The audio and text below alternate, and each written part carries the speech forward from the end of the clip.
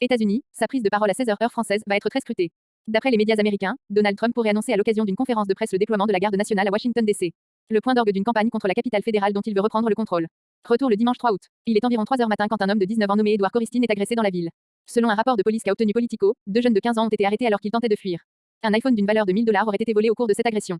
Donald Trump, Vladimir Poutine et Volodymyr Zelensky. Ce responsable américain ne ferme pas la porte.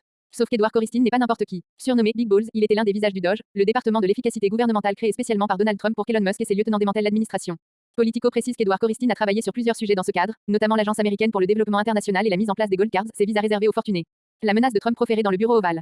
Depuis la fin du DOGE, le jeune entrepreneur au CV controversé, Reuters affirme que son entreprise a travaillé avec des cybercriminels, a rejoint la sécurité sociale. Alors autant dire que l'attaque contre Edward Coristine, qualifiée de génial par Elon Musk, a provoqué l'ire de Donald Trump. Sur son réseau Truth Social, le président a posté un long message et une photo de ce jeune homme incroyable en sang. Les crimes à Washington DC sont complètement hors de contrôle, a-t-il tempêté. Si Washington DC ne se ressaisit pas rapidement, nous n'aurons pas d'autre choix que de prendre le contrôle fédéral de la ville, de diriger cette ville comme elle devrait l'être, et de faire savoir aux criminels qu'ils ne pourront plus s'en tirer, a-t-il continué, dénonçant la hausse de la criminalité. Qui n'est pas confirmée par les chiffres. Un rapport publié début janvier par le ministère de la Justice soulignait que la criminalité violente dans la ville n'avait pas été aussi basse depuis 30 ans. Mais Donald Trump aime s'arranger avec la réalité des chiffres, et propose de juger les mineurs de plus de 14 ans comme des adultes pour répondre au fléau. Il a également, dans le bureau ovale, évoqué la possibilité de fédéraliser la ville et de déployer la garde nationale, peut-être très rapidement. Or, comme le rappelle la chaîne ABC, la garde nationale de Washington DC est unique car contrairement aux autres gardes nationales, elle n'est pas sous le contrôle d'un gouverneur ou, dans ce cas, du maire de Washington DC, mais du président. Washington DC, une exception américaine. Pourquoi une telle exception? Parce que Washington DC a un statut tout à fait particulier dans la Constitution américaine. Le District of Columbia DC n'est pas un État, il a pour fonction d'être le siège du gouvernement des États-Unis. C'est ici que sont situées la Maison Blanche, le Congrès et la Cour suprême. La Constitution précise même que DC ne doit pas excéder la taille de 10 miles square, environ 26 km². Jusqu'en 1973, c'est le Congrès qui régissait la ville.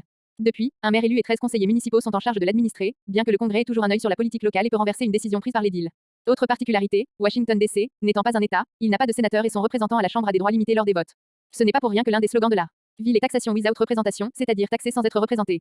C'est d'ailleurs pour remédier à cette injustice qu'en décembre 2024, la Chambre des représentants alors dominée par les démocrates avait adopté un texte projetant de faire de DC le 51e État américain, une première. Il faut dire que les démocrates y sont en terrain conquis. Kamala Harris avait récolté 90% des voix contre 6,5% pour Donald Trump à la présidentielle 2024.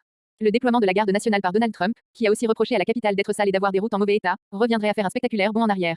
L'enfer sur terre. Mais cette offensive de Donald Trump n'est pas nouvelle. Comme le rappelle le Washington Post, le républicain déteste DC et l'a fait savoir pendant la dernière campagne présidentielle.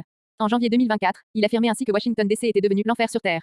Et il n'a pas tardé à évoquer ses plans. Nous allons reprendre le contrôle de cette ville horriblement gérée. Horrible, horrible, horrible, a-t-il lâché quelques semaines plus tard.